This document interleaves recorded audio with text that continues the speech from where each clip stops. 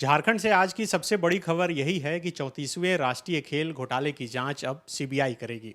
Jharkhand high court ने आदेश जारी कर दिया है, लेकिन एक पत्रकार के लिहाज से हमारे लिए इससे भी बड़ी खबर यह है कि झारखंड हाई कोर्ट ने जो आदेश दिया है वह एक पत्रकार के ही पीआईएल पर यह आदेश दिया है। वह पत्रकार इस वक्त हमारे साथ हैं, सुशील कुमार सिंह।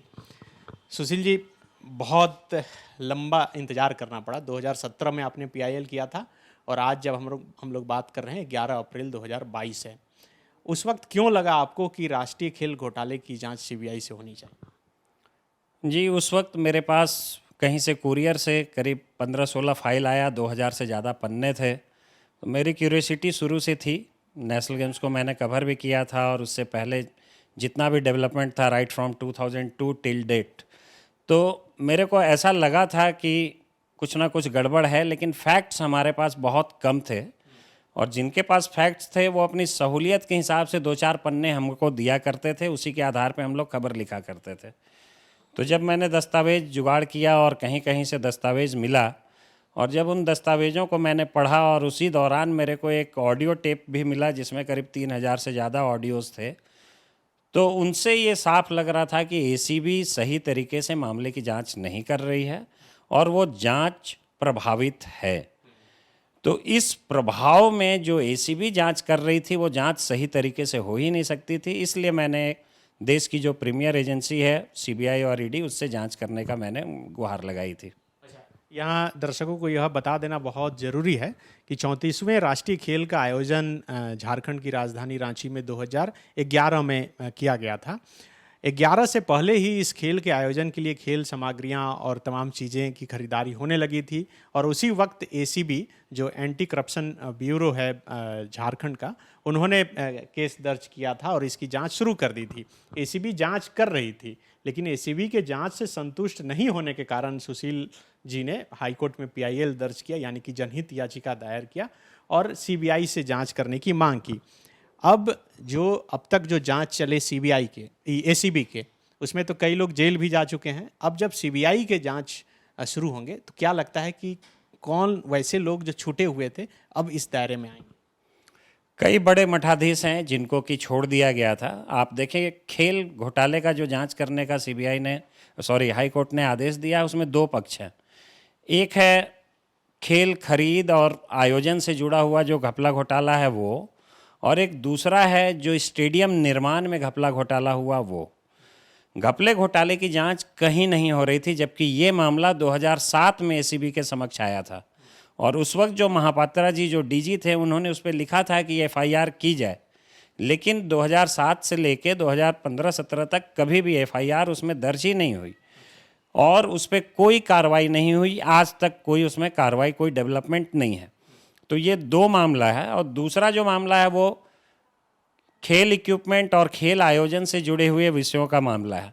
उस मामले में 27 सितंबर को एक आवेदन दिया गया था, भोलानाथ सिंह ने आवेदन दिया था और उस आवेदन पे लीगल एस्पेक्ट लेके एसीबी ने 6 अक्टूबर 2010 को इसको एफआईआर दर्ज किया था अपने यहाँ और उसके बाद से लगातार जांच चल रही थी। 11 साल 6 महीने हो गए, अभी तक उनकी जांच जारी थी। जब भी हाई कोर्ट में कोई मूव करता था तो एक आदमी के खिलाफ चार्जशीट दाखिल कर दी जाती थी दिखाने के लिए कि मैंने कुछ काम कर दिया है। लेकिन मेरी जो समझ है उस समझ से दिल्ली के कई ऐसे खेल प्रशासक हैं जो जद में आएंगे और मुझे पूरा भरोसा है कि सीबीआई उन तक जरूर पहुंचेगी। अच्छा, अब तक ये राष्ट्रीय खेल घोटाले मामले में कौन कौन लोग हैं जो जेल जा चुके हैं? जेल जाने वालों में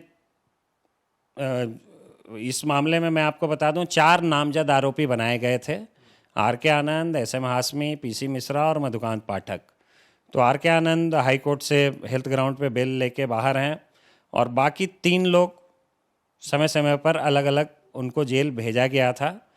कोई सरेंडर करके गया था, किसी को पकड़ के भेजा गया था और इसके अलावा टेंडर कमेटी के कई लोग भी उसमें जेल गए, जिनमें HL दास, सुविमल मुखोपाध्याय और एक दो लोग हैं जो लोग गए हैं जेल। और एक मामला तो अभी शायद मेरी जानकारी में है कि शायद एक पक्ष सुप्रीम कोर्ट भी गया हुआ है इस मामले को लेके। बंधु तिर्की भी जेल। जी, इस मामले में बंधु तिर्की भी अप्राथमिक अभियुक्त थे, उनको उनको भी जेल भेजा गया था इस मामले में। अच्छा, आपने बताया कि जब ये सीबीआई के हवाले ये केस सब चला गया है, जब इसका जांच का दायरा बढ़ेगा तो दिल्ली के कई खेल प्रशासक आएंगे। हम लोगों की दिलचस्पी या फिर हमारे दर्शकों की दिलचस्पी इस बात पर है, क्या झारखंड के जो राजनीतिक बड़े चेहरे हैं उस वक्त या सत्ता में हों या फिर खेल से जुड़े हों या फिर आईएएस अधिकारी, आईपीएस अधिकारी, किन्हीं पर गाज गिर सकती है? मेरी समझ है कि जो भवन निर्माण से जुड़ा मामला है, जो इंफ्रास्ट्रक्चर से जुड़ा मामला है, उसमें एक पूर्व मंत्री और एक पूर्व आईएएस अधिकारी, वर्तमान में भी वो पदस्थापित हैं, दिल्ली में हैं अभी, तो उनके ऊपर शिकंजा तो कसना चाहिए। दस्तावेज तो यही बताते हैं। अब आगे देखना होगा मामला किस ओर जाता है और किस तेज़ी के साथ मामले की जांच होती है, लेकिन ये तय है कि दो लोग उसमें आएंगे ही आएंगे उस जद में, क्योंकि उसमें आपको अगर याद हो, सरयू राय जी ने एक विधानसभा समिति उनकी अध्यक्षता में बनी थी, उस समिति ने भी अपनी रिपोर्ट सबमिट की थी और उस रिपोर्ट में कहा था कि इन लोगों के खिलाफ कार्रवाई सुनिश्चित होनी चाहिए। लेकिन विधानसभा की उस कमेटी के रिपोर्ट के आलोक में भी कुछ नहीं हुआ आज तक। तो उस रिपोर्ट में काफ़ी कुछ सरयू राय जी की फाइंडिंग जो है उसको पढ़ेंगे तो पता चल जाएगा कौन दोषी है कौन दोषी नहीं है। अच्छा, तो अब जो ये जांच शुरू होगी तो क्या लगता है कि अभी झारखंड में भी जो राजनीतिक अस्थिरता और तमाम तरह की बातें है, तो इस जांच से उस पर कुछ असर पड़ेगा? देखिए, जांच की जद में जो मेरी समझ है 3 सीएम हैं, क्योंकि उनके समय ही खेल का आयोजन हुआ या खेल आयोजन से जुड़ी गतिविधियां हुई। वो 3 सीएम, अर्जुन मुंडा जी के समय इनकी शुरुआत हुई, उसके बाद मधु कोड़ा जी आए जिस समय टेंडर शुरू हुआ, फिर बीच में शिबू सोरेन जी आए जिस समय भी टेंडर का प्रोसेस चल रहा था, और फिर उसके बाद अर्जुन मुंडा जी आए जिस समय खेल का आयोजन हुआ। मतलब आपने जितने का नाम लिया वो जांच के जद में आएंगे? अगर जांच होगी तो किसी ना किसी रूप में चारों, ये तीनों और तीनों की सरकार में जो भी मंत्री रहे, खेल के मंत्री, खेल के डायरेक्टर रहे, सब जद में आएंगे। अब इंक्वायरी करने के बाद, क्योंकि मैंने सिर्फ 16 फाइलों को पढ़ा है, फाइल 150 से ज़्यादा है, तो मैं सिर्फ 16 फाइल के आधार पे आपको बता रहा हूँ। अब 150 फाइल जिस दिन पढ़ूंगा उस दिन और कुछ जानकारी होगी तो उस हिसाब से बताऊंगा, लेकिन जब सीबीआई जांच करेगी तो वो 150 फाइल पढ़ के जांच करेगी और जांच का स्तर वृहद होगा। तो जो जो लोग, जिन जिन लोगों ने गलतियां की होंगी वो इस जद में आएंगे, ये तय है। अच्छा, जब हाईकोर्ट में आपने पीआईएल किया तो कई सबूत भी देने पड़े होंगे, क्या क्या अहम सबूत आपने दिया, ये मतलब बता सकते हैं? जी, उस वक्त मैंने आपको पहले ही बताया कि मेरे पास जो दस्तावेज आए थे और जो ऑडियो क्लिपिंग्स आई थी, मैंने उसी को आधार बनाया था और कहा था कि एसीबी सही तरीके से जांच नहीं कर रही है, इसलिए इसकी जांच सौंपी जाए। तो मैंने वही दस्तावेज लगाए थे। अच्छा, अभी हाल के दिनों में झारखंड में देखा गया कि कई मामले सीबीआई के पास गए, लेकिन सीबीआई ने उस मामले को टेक ओवर करने से इनकार कर दिया, यह कह के कि या तो उस लायक नहीं है या फिर उसके पास बहुत केस है। क्या लगता है कि ये मामला उस हिसाब से सीबीआई के लायक है? देखिए, मेरी समझ ये कहती है कि 2009 में स्पेशल ऑडिट हुआ और सीएजी ने जब स्पेशल ऑडिट किया, पीएजी ने, तो उस ऑडिट में ये बात खुल के सामने आ गई कि लगभग 30 करोड़ रुपए का घपला घोटाला यहाँ हुआ है। वो एक सेंट्रल एजेंसी है, उसके काम करने का अपना तरीका है, जो कि वो वित्तीय मामलों की एक्सपर्टीज़ उसके पास है। तो जब उसका कहना है कि 29-30 लाख रुपए की हेरा फेरी हुई है, और आप चार्जशीट देखिएगा, जो भी 4 चार्जशीट आज तक एसीबी ने दायर किया है, सब चार्जशीट में जो भी फाइंडिंग पीएजी की थी उसी फाइंडिंग को हूबहू वहाँ उतारा गया है। इट मीन्स एसीबी भी उसी एस्पेक्ट को लेके पूरे मामले की जांच कर रही थी। तो मेरी समझ है कि अब चूंकि कॉमनवेल्थ गेम्स घोटाले की जांच सीबीआई ऑलरेडी कर चुकी है, उसको खेल की बारीकियां समझ में है, कहाँ चोरी होती है कहाँ नहीं होती है, किसको टारगेट में लिया जा सकता है किसको नहीं लिया जा सकता, उनको पहले से पता है। तो उनके लिए मेरी समझ ये है कि उनके लिए ये काम ज़्यादा आसान होगा और उनकी एक्सपर्टीज़ इसमें फ़ायदेमंद होगी और जांच जल्द कंप्लीट होगा। अच्छा, यहाँ तक पहुँचना आपके लिए कितना मुश्किल रहा? चूँकि बहुत आसान नहीं है लड़ना। हम लोग तो अभी मध्य प्रदेश की एक तस्वीर देखे कि थाने में नंगा एक पत्रकार खड़ा है, लेकिन कहा यही जाता है कि पत्रकार ऐसा हो जो गलत करने वाले को नंगा कर दे, और आप वैसा कर रहे हैं। तो बहुत आसान नहीं है लड़ना, तो बहुत मुश्किलों का सामना करना पड़ा पीआईएल के बाद। कई लोग बोल रहे होंगे कि पीआईएल वापस ले। प्रेशर था, लेकिन मैं जिस राह पे निकल पड़ता हूँ उसको सही जगह पहुँचा के ही रुकता हूँ। तो जिद्दी हूँ, उसका फ़ायदा मिला है, रिजल्ट पॉजिटिव आता है तो अच्छा लगता है। लेकिन परेशानियाँ रहती हैं, परेशानियों से पार पाते हुए आगे बढ़ना है। जो लोग अभी देख रहे होंगे हमारे दर्शक, एक तो हमने परिचय दे दिया कि सुशील कुमार सिंह पत्रकार हैं। आप क्या करते हैं, कैसे पत्रकार हैं और कैसे ये सब कर पाते हैं समय निकाल? चूँकि मैं स्पोर्ट्समैन रहा हूँ और शुरू से खेल पत्रकारिता से जुड़ा रहा हूँ। बीच में मैंने और भी विधायक में पत्रकारिता की है, लेकिन खेल मेरा पहला और आखिरी प्यार था, है और रहेगा। तो खेल मैंने कभी छोड़ा नहीं। और ये दस्तावेज़ लेके मैं बड़े बड़े समाचार पत्रों के पास और उनके संपादकों के पास भी गया था। तो रांची के जो 2 बड़े समाचार पत्र हैं उनके पास मैं गया था। एक जगह छपी नहीं, उनकी अपनी मजबूरी थी। दूसरे ने दस्तावेज़ लिया, लेकिन जिस दिन दस्तावेज़ लिया उसके 3 दिन बाद से उनके यहाँ वो लोग पहुँचने लगे जिनके खिलाफ खबरें छपनी थी। तो मैंने फिर उनसे दस्तावेज़ वापस ले लिया।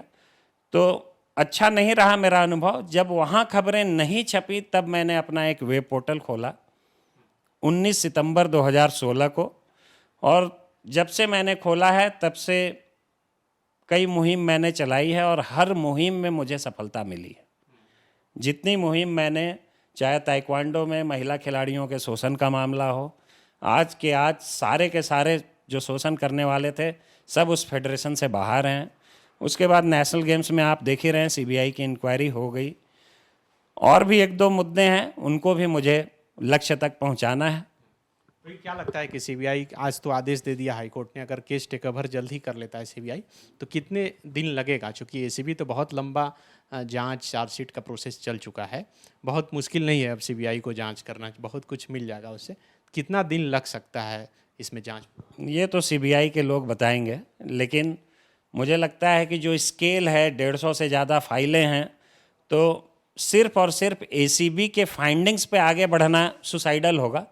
तो कोई भी जांच एजेंसी जब उसका देख रही है वो कि एसीबी के जांच को सही नहीं मानते हुए हाईकोर्ट ने जब उसे सौंपा है, तो जो भी होगा उसको कम से कम 150-200 जो फाइल है उसका थॉरोली अध्ययन तो करना पड़ेगा, और ये टाइम टेकिंग जॉब तो होगा। तो बिल्कुल, अब कितना समय लगता है ये इंतज़ार करना होगा और देखना होगा कि जब जांच का दायरा बढ़ेगा, सीबीआई जांच करेगी, तो इसके जद में कौन कौन से बड़े चेहरे जो उस वक्त थे, सत्ता में थे या फिर सत्ता से बाहर रहकर इस खेल के आयोजन में शामिल हुए थे, उन पर क्या कुछ निकलकर सामने आता है इस जांच के बाद, ये तो देखना होगा। लेकिन इतना कहा जा सकता है कि हाईकोर्ट ने जो आदेश दिया है कि 34वें राष्ट्रीय खेल घोटाले की जांच अब सीबीआई करेगी, इसके बाद से ही कई के पसीने छूटने शुरू हो चुके हैं और कई लोग इस बात से भी राहत की सांस ले रहे हैं कि चलो, झारखंड में जो एक और घोटाला हुआ था, कम से कम उसका बड़ा उद्भेदन होगा। अब देखना होगा कि ये उद्भेदन कब तक होता है, सीबीआई कब तक अपना जांच पूरी कर लेती है। शुक्रिया। TheFollowUp.in. Like, share and subscribe. www.thefollowup.in